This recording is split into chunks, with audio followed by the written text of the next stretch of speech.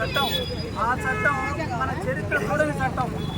ఏ ప్రభుత్వం ఇంతవరకు సాహసించి ముందుకు తీసుకురాని చట్టం ఈ ప్రభుత్వం తీసుకొచ్చే ప్రయత్నం చేసింది. అందులో ఈ చట్టం ప్రకారం ఏంటంటే సెక్షన్ 38 ప్రకారం కోర్టుకు వెళ్లే పరిధిని కట్ చేస్తూ ఒక సెక్షన్ పొందుపరిచారు. ఆ విధంగా పొందుపరిచినందువల్ల కోర్టుకి అంటే న్యాయ వ్యవస్థ అనేది రాజ్యాంగ పరిధిలో చాలా ముఖ్యమైన వ్యవస్థ. ఆ వ్యవస్థకే అస్తిత్వం లేకుండా చేసే విధంగా, న్యాయ వ్యవస్థ అస్తిత్వానికి దెబ్బలు తీసే విధంగా ఈ చట్టం రూపొందించడం జరిగింది. అంటే అసలు న్యాయ వ్యవస్థ అసలు కావాలనుకుంటున్నారా వద్దనుకుంటుందా ఈ గవర్నమెంట్ అనేది ఆలోచించాల్సిన అవసరం. ఇంతకుముందు ఇంతకాలంగా ఎప్పుడు లేని అవసరం లేదనేది న్యాయవాదులు అందరూ ముక్తకంఠంతో గత కొన్ని రోజులుగా ఉద్యమం చేస్తున్నాను తప్ప ఇది మా స్వార్థ హితం కోసం కాదు. ఇది అందరి ప్రజా హక్కుల కోసం, ప్రజా ఆస్తుల పరిరక్షణ కోసమే తప్ప న్యాయవాదుల పరిరక్షణ కోసం కాదు. మా ఐక్యత అనేది కూడా ప్రజల కోసం, ప్రజా హక్కుల కోసం, న్యాయం కోసమే.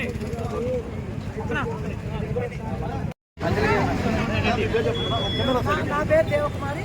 ఈ చట్టం 2022లో అక్టోబర్ నుంచి అమల్లోకి వస్తుంది. ఈ చట్టంలో 512 చట్టాన్ని ప్రభుత్వం చెప్పడం అయితే ప్రజలు చాలా నష్టపోతున్నారు. కోర్టులు కేటీ సమస్యలు పరిష్కారం కావట్లేదు. అవన్నీ మేము సత్వరం పరీక్ష చేయడం కోసం ఈ చట్టాన్ని తీసుకొచ్చాము. కానీ మసిపూసి మారేడుకాయ చేయడం అలా చేస్తుంది. ఎందుకంటే ఈ చట్టం ప్రకారం పవర్స్ అన్నీ కూడా న్యాయశాఖ మీద, న్యాయం మీద అవగాహన లేనటువంటి ఒక వ్యక్తులు చేతుల్లో చెప్తుంది. ఆ వ్యక్తి ఏం చేస్తాడు, రికమెండేషన్స్ కానీ, డబ్బు కానీ, ఎవరైనా అధికారులు చెప్పిన దానికి కానీ ఎక్కువ లొంగిపోయి దానికి వచ్చిన చట్టాన్ని చేస్తాడు. ఆ చట్టంలో నమోదు చేస్తున్న సపోజ్ ఎగ్జాంపుల్ నేనే ఉన్నాను, చెప్తాను అయిపోయాను. నేను నా ఆస్తిని నా పిల్లలకు మనవరాలకు పూర్తిగా రాయాలి.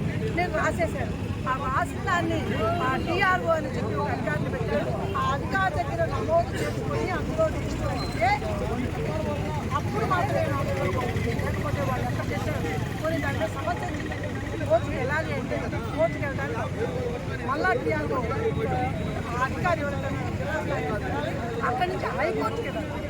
మనం ఊళ్ళో మన దగ్గర ఉన్న కోర్టుకు రావడానికి మన దగ్గర లేకపోతే ఎక్కడో ఉన్నటువంటి ఇప్పుడు మీరు పెండింగ్ కేసు, ఈ పెండింగ్ కేసులన్నీ ఎవరి మీద వచ్చినాయి? రెవెన్యూ డిపార్ట్మెంట్ వచ్చిన కేసులే పెండింగ్లో ఉన్నాయి. ఈ రెవెన్యూ డిపార్ట్మెంట్ కేసులు ఎందుకు వచ్చినాయి? వాళ్ళు చట్టాన్ని సరిగ్గా చేయడం, అదే చట్టాన్ని తీసుకెళ్ళి వాళ్ళ చేతుల్లో వాళ్ళ రాష్ట్రంలో ఎప్పటి నుంచో జరుగుతున్నటువంటి అన్యాయాన్ని సరిదిద్దుకోవడానికే మనం కొత్తగా పూర్తి అధికారం ఎలాంటి సౌలభ్యం దీనివల్ల లాయర్లకు అన్యాయం జరుగుతుంది. వాళ్ళకి వయసులు రావు. అందుకని డబ్బులు సంపాదించుకోవాలి. లాయర్ల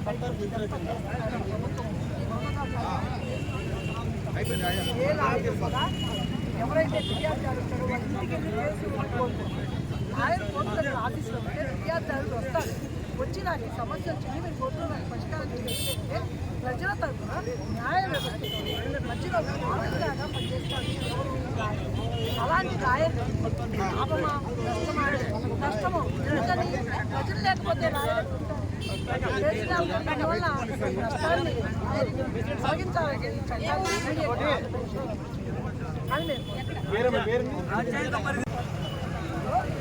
తెలియకుండా ప్రతిదాది కొత్త చట్టాలు ఈ భూ యాజమాన్య హక్కులన్నీ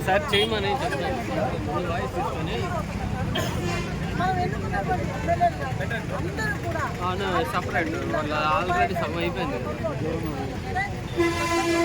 ప్రజలకు ఎంత అన్యాయం జరుగుతుంది. అసలు ప్రజలు ఎక్కడికి వెళ్తారు? మనం చిన్న సమస్య వస్తే లాయర్ ఎక్కడ కూడా పీడించే జరగలు కాదు ప్రభుత్వం చెప్పినట్టుగా. ఎందుకని కోర్టు కాడికి వచ్చి లాయర్ని క్లయింట్ కలుస్తారు తప్పితే కక్షిదారు దగ్గరికి ఇంటికి వెళ్ళి క్లయింట్ని ఏ న్యాయవాది తెచ్చుకుంటారు. అంటే అర్థం ఏంటి?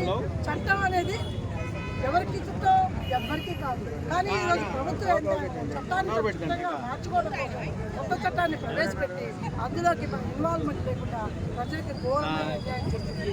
ప్రజలకి అంత ఎడ్యుకేటెడ్ కాదు కాబట్టి ఇవన్నీ తెలియనందువల్ల లాయర్ని స్ట్రైక్ చేస్తుంటే వాళ్ళ ఆదాయం అనే భావాన్ని ప్రభుత్వం కలగజేస్తుంది.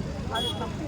లాయర్ల ఆదాయం కోసం కాదు, ప్రభుత్వం చేస్తున్నటువంటి చట్టం ఏదైతే ఉందో ప్రజలకు తీవ్ర అన్యాయం చేస్తుంది. అందుకని ఈ చట్టాన్ని రద్దు చేయాలి. ఈ పోరాటం మొత్తం కూడా ప్రజల కోసమే చేస్తున్నాం. ప్రజల ఉన్నతే మా ఉన్నతిగా భావిస్తున్నామని చెప్పి